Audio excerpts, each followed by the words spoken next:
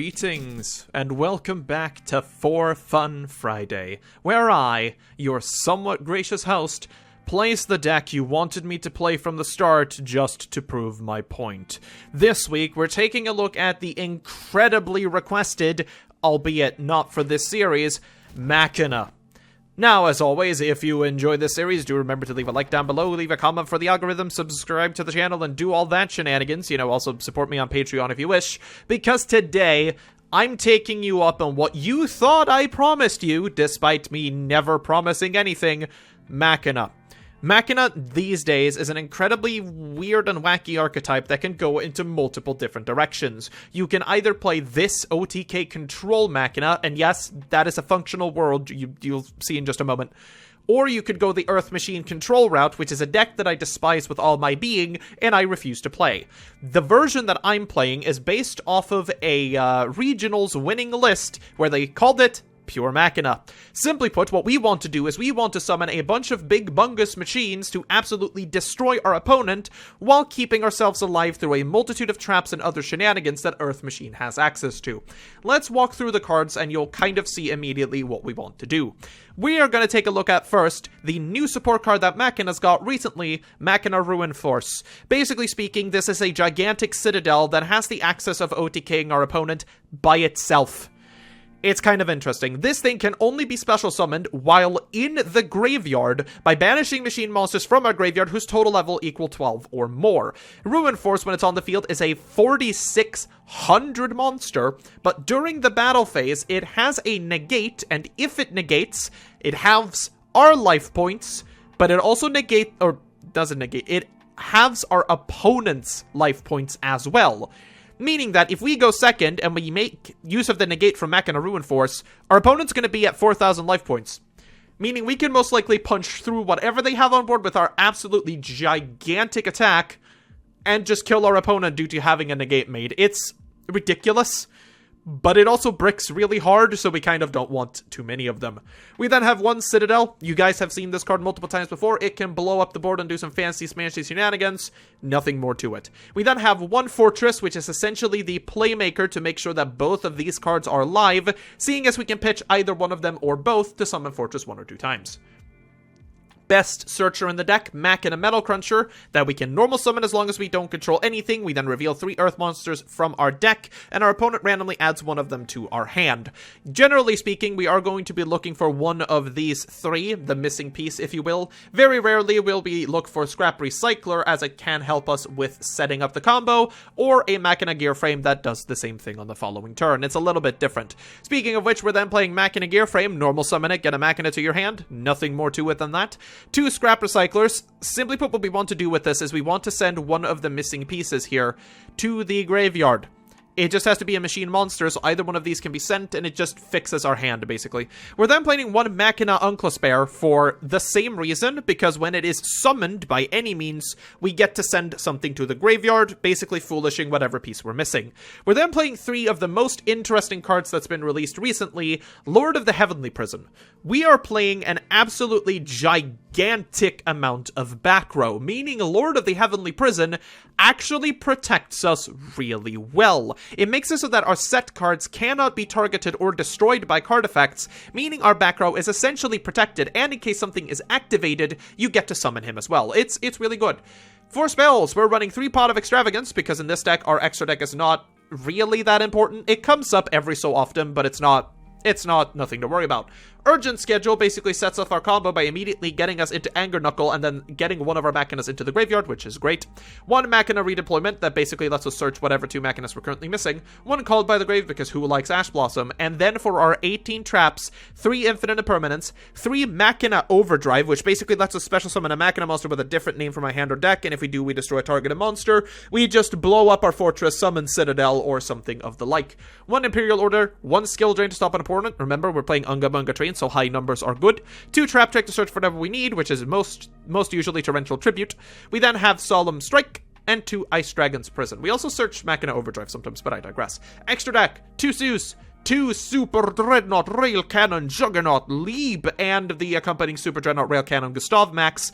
They come up sometimes, In my testing, I've summoned the combo maybe once, but when they do come up, they win the game. 1 Vespinato, simply because it comes up. 1 Dreadnought Dreadnoid, 1 Heavily Armored Train Iron Wolf, and 2 Gear Gigant X, because these, surprisingly, both come up sometimes, especially since we are running quite a few level 4s. We then have Double-Handed Anger Knuckle, which is the most common link target we have in the deck, simply because it summons back either Citadel or Ruin Force at main or quick speed. 1 Scrap Wyvern. Very rarely does this come up. It just destroys a card on the field for the most part for us. 1 Phoenix and 1 Unicorn. Our goal? Punch a lot of face using big Unga Bungas. Will we get there? Possibly. So here we go. The first duel today up against Reptile, and our starting hand is kind of what we can expect with this deck. We're going to summon our Machina Metal Cruncher, as it is the only card we have available to us right now. And we don't really have a good play off of this, as you can probably see. There's not a great amount of things we can really do with this. We could go Gear Frame. Gear Frame lets us search something on the following turn, but I think we're actually going to go for the Scrap Recycler, and Fortress here. We do get Fortress, unfortunately, one of the cards I did not want to see. I wanted one of the Scrap Recyclers for the following turn, but I suppose that's fine. We will, also something new that they added here, you can now do this in Omega. If you didn't know, you can click and drag. I don't know why I'd use it, but unfortunately we can't really do much on that, so we'll simply set a 4 back row and pass to our opponent. We are an Unga Bunga beatdown deck, of course, but going first in this deck is actually very good. Our grind game is surprisingly good. We lose out to a lot of graveyard hate-reliant decks or anything that plays a zombie world because, you know, we hate ourselves. But we'll see what... Our opponent is playing Unchained, which is actually really unfortunate because that means this is gonna suck. He is gonna get another Unchained monster here, unfortunately.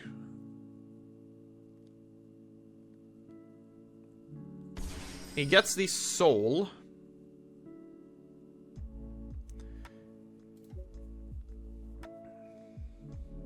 He's gonna summon Sarama.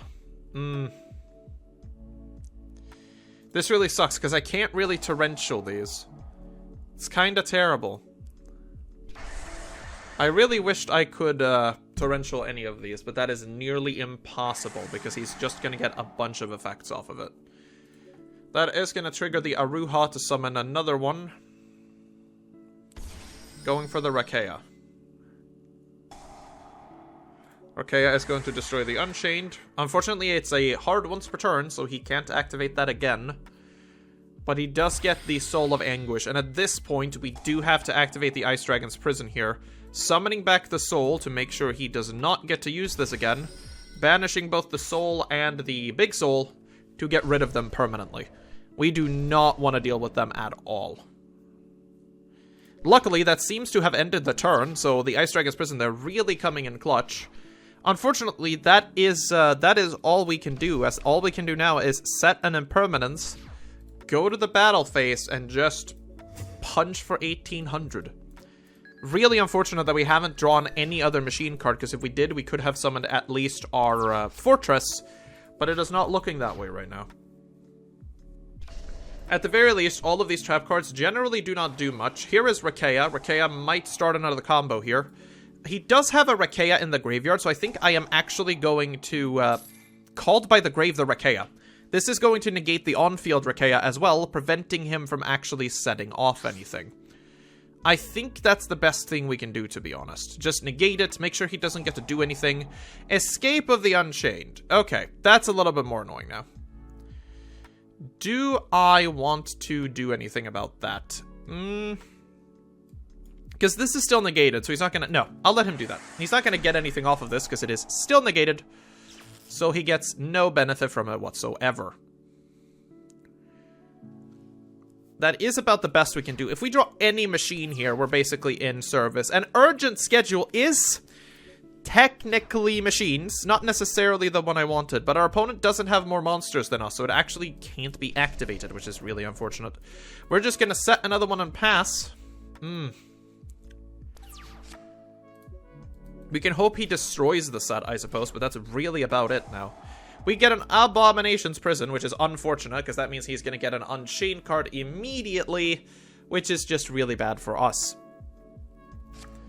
There is Aruha. This kind of sucks, because we can negate Aruha, which I guess is the only real thing we can do here. He's going to destroy the Escape of the Unchained, which, of course, lets him special summon an Unchained.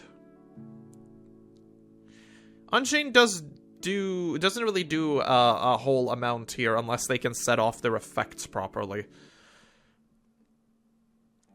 Which kind of sucks, because, I mean, I can loop him out of resources, but I don't think I can do much more than that. I'm kind of just sitting and waiting for an opportunity for us to draw into a machine. Because Urgent Schedule does a lot, but I don't necessarily want to activate it knowing I have Torrential Tribute just ready to go. There is the Unchained Soul of Disaster, which, yeah, annoying, to say the least.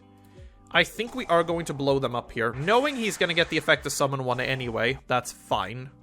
I'm just going to try and clear out the board. Aruha gets an effect, that is fine. We are actually going to chain Trap Trick here. And we are going to set another Torrential Tribute. Meaning that if he does it again, we can blow him up a second time. Which we are going to do. Kaboom! Blow up everything. Nothing stays. Another Aruha, which has already activated its effect, so... Oh, not Aruha, the other one. He does go into battle phase. We will trigger the Urgent Schedule here, and we'll summon a Gear Frame and a Citadel.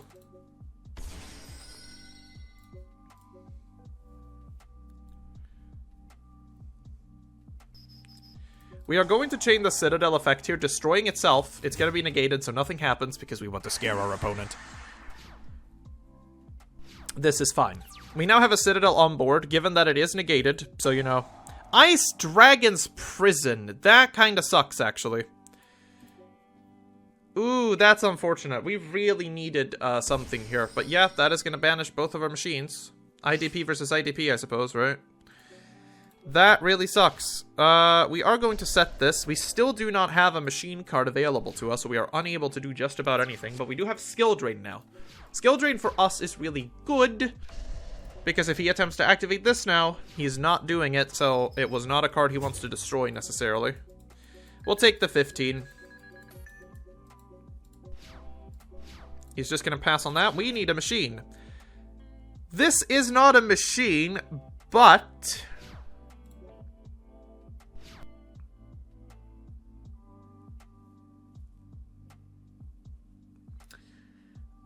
we're gonna do that. Lord of the Heavenly Prison. Nice. So, Lord of the Heavenly Prison is now revealed. Meaning we're going to activate Skill Drain.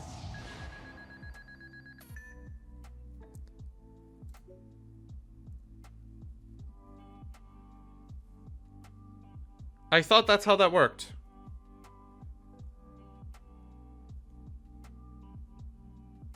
Yeah, I'm supposed to be able to special summon it, but I guess not.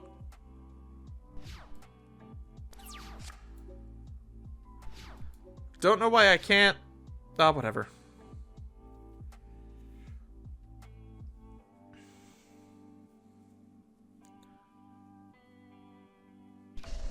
Okay.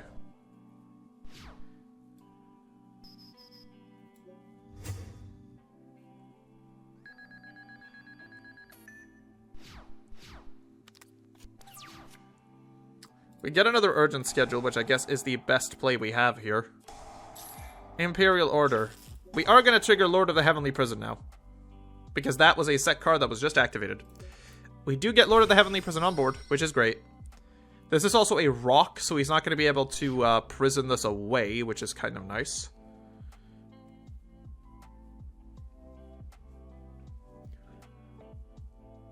Skill Drain and Imperial Order on the field in 2021, ladies and gentlemen. It is about as good as it can get. Can this not attack?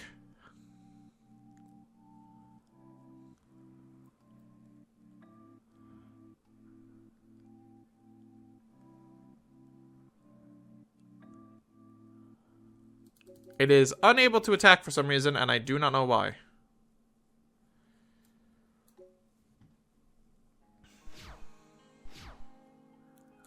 Apparently, it just doesn't want to.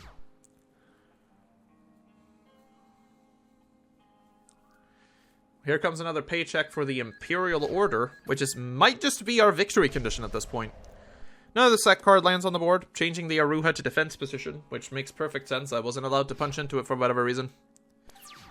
We draw a Trap Trick for turn. Trap Trick actually is really good here, even though most cards we can search with it don't necessarily do much in the current moment. We'll go to battle again. Maybe this time we are allowed to fight. We are. Okay, so it was probably some restriction I didn't know about with Lord of the Heavenly Prison. We are going to destroy the Aruha. Aruha does get its effect to summon something to the field. But whatever they summon is negated because skill drain. Fun card! So they can loop out a bunch of resources, but they are not really going to get anywhere with it. Unless they have a way of actively destroying the skill drain, I don't know what they're going to do, to be honest. Paying 700 for the Imperial Order once again. We're just going to leave that on the field, I think. I don't even want to get rid of it. It's helping us more than it's helping him. Activating the Sarama effect is, of course, negated because skill drain. I believe he gets to pitch a card, though, right? It's still negated. Skill drain is on board. Nothing happens. Skill drain is a fun and interactive card with absolutely no repercussions whatsoever. Kind of wish I had Heavy Storm Duster, but again, against Unchained, you don't really want to do that ever. I think we're going to go for the Trap Trick here. And we're going to send a Machina Overdrive just to have this ready. There's a Pot of Extravagance, but we are under Imperial Orders. We can't fucking use it. Which is unfortunate. It does us nothing. We're just going to go to battle. We're just going to attack into the Sarama. Most likely he has one of the Abominations whatevers. He does not, and takes the damage, meaning this is his last turn of Imperial Order. Summoning the Rakea. Rakea is, of course, negated, so it can't do anything. We're just going to pass turn on this. We have no reason not to. And unless he has something like a Heavy Storm Duster, I don't know how he gets out of this. Paying again the 700 for the Imperial Order, meaning his turn is the final one where spells are negated. He sets another face-down card here. And during my standby phase, that Imperial Order is going to be no more. Going for the Ice Dragon's Prison here, looking like he just wants to summon something to the field to defend himself, which, to me, kind of makes perfect sense at this point. He's going for the Torrential Tribute, which is interesting. Okay. Opening up the Waygate here by Torrential Tributing out a Sarama yet again. That does out Lord of the Heavenly Prison, which was my biggest beatstick currently. So that's not a terrible plan by him, to be honest.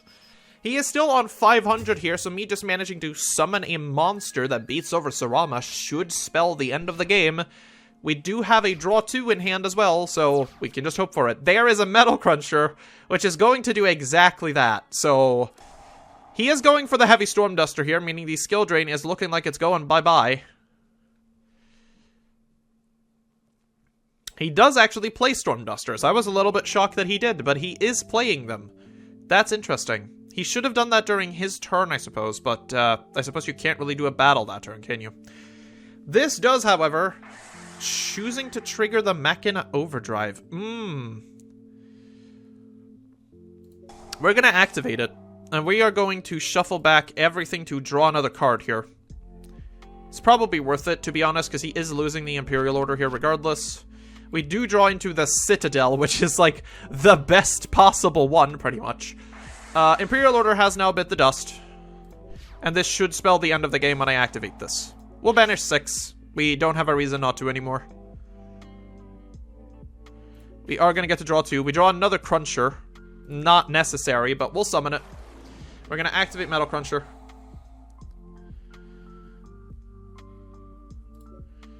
We are going to grab ourselves a Gear Frame Scrap. Doesn't matter, because we're not going to live past this point, pretty much. We're going to go for the Fortress here, getting rid of the Citadel. Getting Fortress on board. And unless he has something to stop this, this should just be the end of the game. We'll go to battle. He is called by the Graving. That is perfectly fine, friend. You can call by the grave all you wish. I am just here for the damage, and we do take a win up against Unchained. That was a surprisingly good example of how good Machinas are at the grind game, because they really, really are. Any unluckier there, or, you know, not having skill drain, and we would have probably lost that one. Let's go game 2. Well, match number 2 against Barbarian. I like it. I don't know, that name's pretty good to me. We are having a very trap-heavy game here, so we're gonna do this. We're gonna reveal Lord of the Heavenly Prison, and we are just going to pass our turn. This card is surprisingly good. I kind of want to give it a try in Altergeist, to be honest, because it's just really cool. Immediate Twin Twisters, unfortunately, which is definitely going to ruin my day here. Main decking Twin Twisters is never fun, and it's a Prank Kid matchup. Ugh. Which two are getting hit here, bucko? Unfortunately, you can't read because Lord of the Heavenly Prison prevents them from being destroyed! Ha ha ha! Fool! That is how Lord of the Heavenly Prison works. You can't Twin Twister stuff. The set cards cannot be destroyed. I was playing all of you for fools! I really like this card. I want to pick some of these up simply because they just look so fucking awesome. This works in any deck that plays trap cards. I want them to work in Altergeist. They just look really awesome. Prank Kid's place is going to get activated, so we are definitely going up against the Prank Kids, which, you know, Pandemonium kind of spells out immediately. Going for the Dropsies. We do know how to out this deck, and that is to, that is to immediately make sure he doesn't summon more of them. Here comes the Meow Moo. Yeah, we don't really want to negate the Meow Moo. This is a rock, that is an aqua. We want to stop this from existing. No summoning more of them, you're sticking with your cat. Okay, he has chosen that his turn is not worth using, and therefore passes it to me. We are immediately going to activate the effect of Lord of the Heavenly Prison again, making sure that it is live and ready.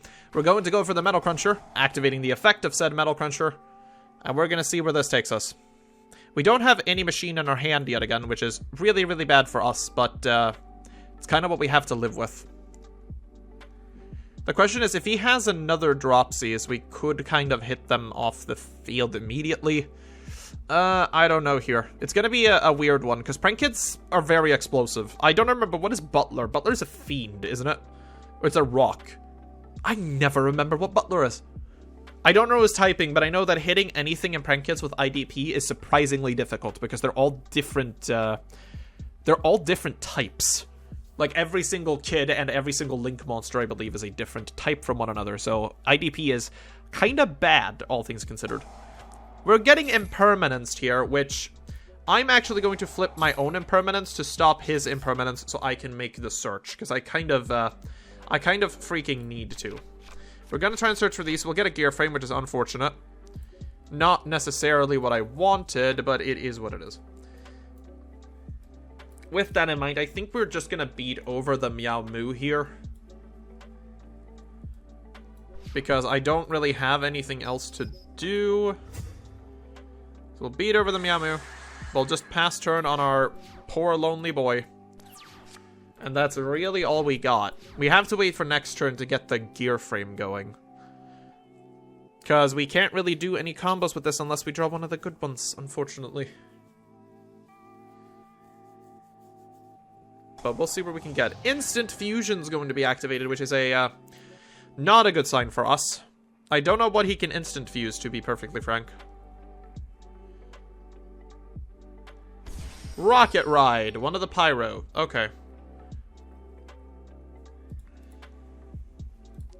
He can get back both Meow Moo and Dropsies if he decides to use this, but that would be kind of weird. He's gonna go for the place. They gain 500. He is gonna activate it. Okay. So he's gonna do that, so now he can attack directly for 1500 if he wishes. But I don't think that's what he's gonna do with it, right? Yeah, because it gains 500, and then he halved it, then gained 500. Yeah, that makes no sense. That's what he wanted to do, right? He is going to get them back, which is very unfortunate, because this means he is going to get to do his link climbing here, which is terrible for us. If he goes into Lampsies early, we might be able to still shut him down. But that requires him to go into Lampsies, like, as the next one, which I don't think he does. He's probably going to go into Roxy's. Roxy's would also work, because we could get rid of Meow Moo that way. We can IDP Meow Moo up and then remove Roxy's and Meow Moo. It's Lampsies or Roxy's that he has to summon for us to be able to use IDP here. And if he does that, then maybe we'll be able to stop him. Because again, our hand's not looking super great. He is going for the do-do-doodle-do, which should probably be expected, let's be honest here.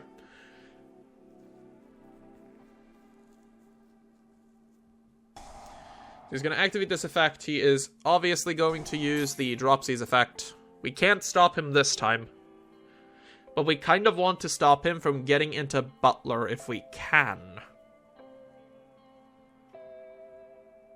Keep revealed, keep revealed, keep revealed.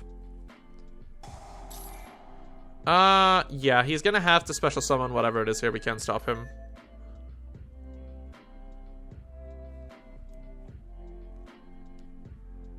He's going for Fancies, which unfortunately we cannot remove from existence right now. Kind of sucks. Because Doodle Doodle Doo needs to get into the graveyard for us to remove Fancies. If he links Fancies off for something, then maybe we can. He's going for Pranks, which is unfortunate. Because Pranks really hurts us.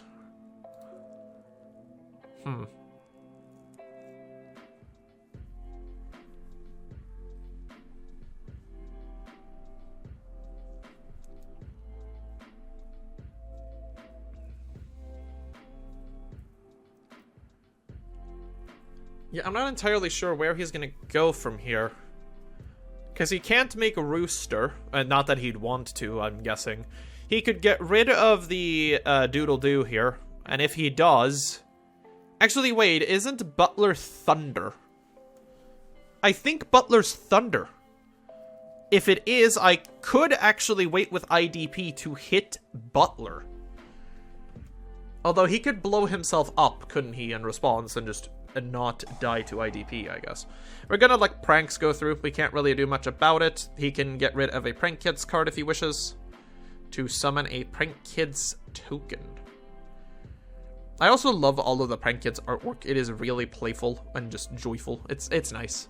Compared to something like Machina, where it's just big machine go unga bunga blurg.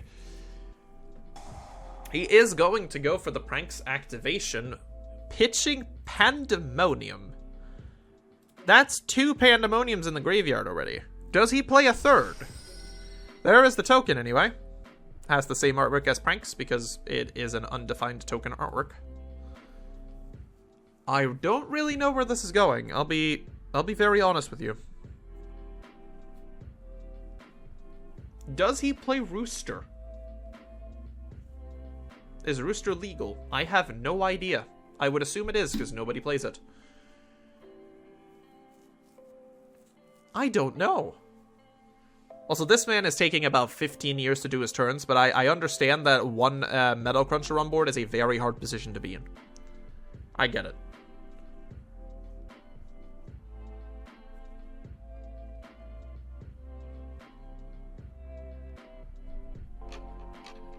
Reaching the timeout limit here, buddy. He is going to go for the second Doodle-Doodle-Doo. And now we're going to hear the echo of this effect a lot. Because he is on the 7-second limit, which means the ding-dongs are going ding-dong. Pitching Lampsies, summoning Roxy's. Okay, where is this going is what I'm wondering.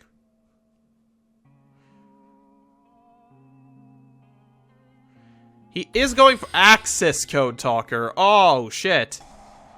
That's not a good sign, because none of these are Cybersters as far as I'm even remotely aware.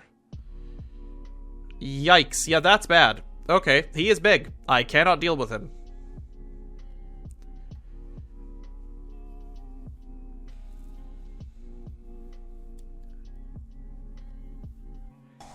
Yikes.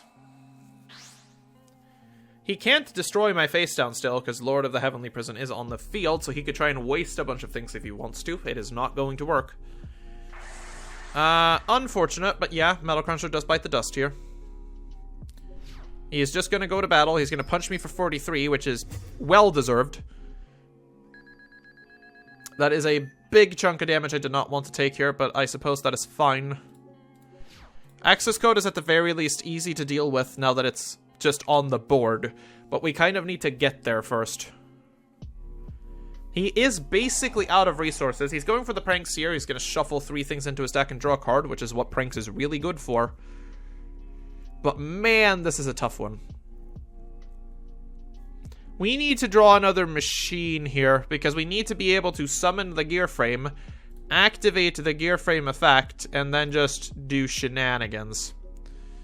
But to do that, we need to get there, unfortunately, and we don't have double normal summons or anything, but that is another machine.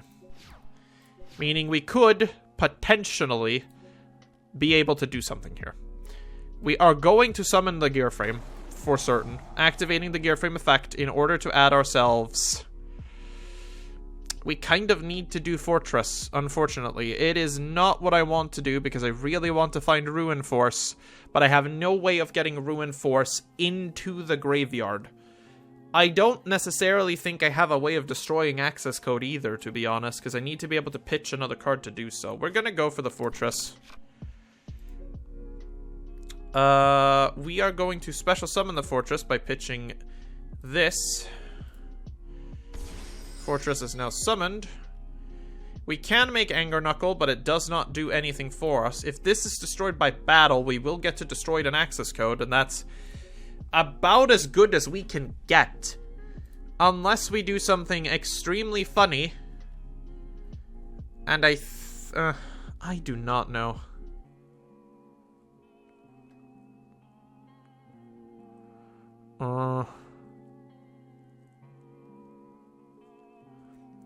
I think this is the way to have to do it. We're going to activate this. Yeah, this is funny as hell. And we're going to summon do-do-do-do-do. IDP by itself does nothing, by the way. We're going to get Ghost Spelled, meaning we are essentially fucked. Damn it. We needed that. That is super unfortunate. Ghost Bell in hand. We are just going to have to do this. Which destroys that. That sucks. That's terrible. Wow. Okay, we're just gonna reveal that he knows it's there. Oh, that's unfortunate. If that was not a ghost spell, we could have spun back the access code talker and attempted to win that way. But he does have the dropsies, which means he can do full combo and we can do nothing to stop him. That's unfortunate. We needed to draw a machine a little bit earlier there, or have a way to get into a better machine, I suppose. But, it is what it is. It was close. We'll go to game 3. Alright then, game 3, and it does appear like we are going to go second. We are capable of going second, even though it's not necessarily what we like to do, but it's a thing we can do. We're going up against Pendulum Magicians from the looks of it, which could be terrifying for us. We're not really that good at dealing with anything that has to do with negations. That's kind of where we lose. Going for the Star Pendulum graph here, which means, yes, we are definitely playing up against some form of Endymion. A lot of negates is hard for us to deal with because our pieces need to exist for us to be able to do anything. We do have Urgent Schedule, we do have Machina Redeployment, both of them very, very good, but by themselves, if either of them get negated here, I don't think we're going to be able to break through the board.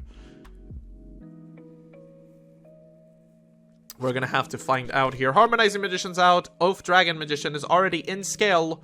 Scales of 8 and 2. This is going to go very, very poorly. Pendulum is one of those decks where if you make a simple mistake, you are going to absolutely lose the game. Here comes Harmonizing Magician. Here comes the Oath Magician. Another Luster Pendulum from hand as well. Harmonizing Magician, of course, getting its effect because it was indeed Pendulum summoned. Maybe I should take a look at Pendulum some week. Leave a comment down below if I should play Pendulum, I guess.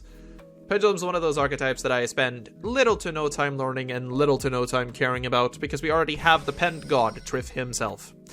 We are going to see 2 8 Synchros here, most likely. Because that is quite the board to build on. We could easily Anger Knuckle. We're seeing a Halki Fibrax, actually. Okay, combo continues. Going for the Tuning Magician, which is quite good. That is a free 4 here if he wishes to do it. It could be a 2-negate Appaloosa or something. He is going to go for the Celine, so Celine is going to bring back the Tuning Magician, probably. Just looping the Tuning Magician as much as possible. That's generally how Pendulum does its things. This is generally what you do when you go second to summon access code basically for free, but I'm not going to complain. I don't know what's happening. So Celine is also a very interesting card in general that I really think should see more play. But then again, spellcasters are not as good as they used to be, so I don't know. Tuning Magician's back. I lose 400, he gains, or opposite, he loses 400, I gain 400, because that is the cost of summoning Tuning Magician. It's so menial, it will probably not matter. But for Ruin Force, it could. He doesn't know what we're playing yet, because we haven't exactly interrupted him, because we can't. Kind of a bad position to be in, to be honest here. Going for the Appaloosa, which was kind of expected, now having 2 negates on it, which sucks for us. We can get over the Appaloosa very easily, though, so it's not exactly like it does a lot to halt us. He could also go for a Borreload Savage here, which would be much, much worse for us. Harmonizing Magician returning to the hand.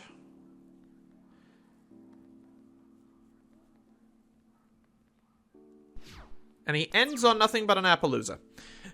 We are going to fire the Urgent Schedule immediately here. We are going to summon out a Machina Gear Frame as well as the Machina Citadel.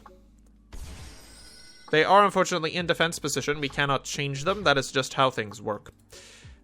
We can make the Anger Knuckle immediately here, though I don't necessarily think we want to. We are instead going to go for the Machina Redeployment, pitching the Gear Frame. We are then going to do Ruin Force, and we're going to do Fortress, and we are off to the races. What we're going to do is we're going to Anger Knuckle. We are going to summon this using Ruined Force. And then we are going to bring Ruined Force out. Do we want to do that, actually? We could, just to get it. I think, because this is just a cost. We're not going to care about Citadel in this match, I don't think. We're just going to do this, and we're immediately going to bring out Ruin Force. Ruin Force is a big freaking card, by the way, so you should be scared of it. We're going to battle. We are going to drive Anger Knuckle into the Luster Pendulum. We're going to drive this into the Double Iris Magician. Star Pendulum Graph is going to activate here.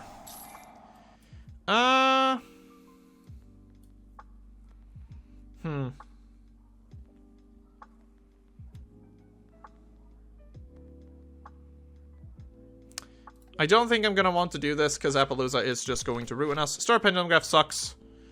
It is what it is. We're just going to beat over the Appaloosa here regardless. Drawing the Oath Dragon Magician is fine. We're going to just punch into the Appaloosa with a big chunker.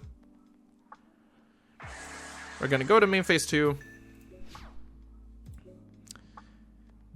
I think the correct choice here is just trying to blow something up, but not necessarily anything here helps. So we are just going to set all of our cards, pass turn back, and he is good to go. He doesn't have a lot in the graveyard. We do have a Double Iris Magician banished, but that doesn't necessarily matter. He doesn't really have any link monsters or zones to summon to. I do not know. Also, nothing here, nothing is ever hitting the graveyard in this deck. We do have a Spellcaster, actually. So we kind of can IDP. Wisdom My Magician is returning, which makes perfect sense. We have a Trap Trick as well, so we are able to Infinite Impermanence should we need to, but I think Ice Dragon's Prison is just slightly better. We want to activate this first before doing Trap Trick, if at all possible. We also have a Battle Phase Negate in Ruin Force still on the board. It could do something. Here comes a Pendulum Summon. There's going to be a lot. That is a lot of nuts. That is a full board, in fact. Yikes. Going for the 5 here. That's insane. I think we actually Trap Trick.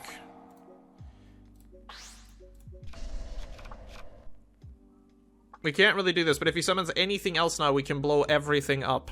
I think that is a much better call. Ooh, is this worth it? This would be one juicy-ass explosion. I tell you what. We're doing it. Trigger effect.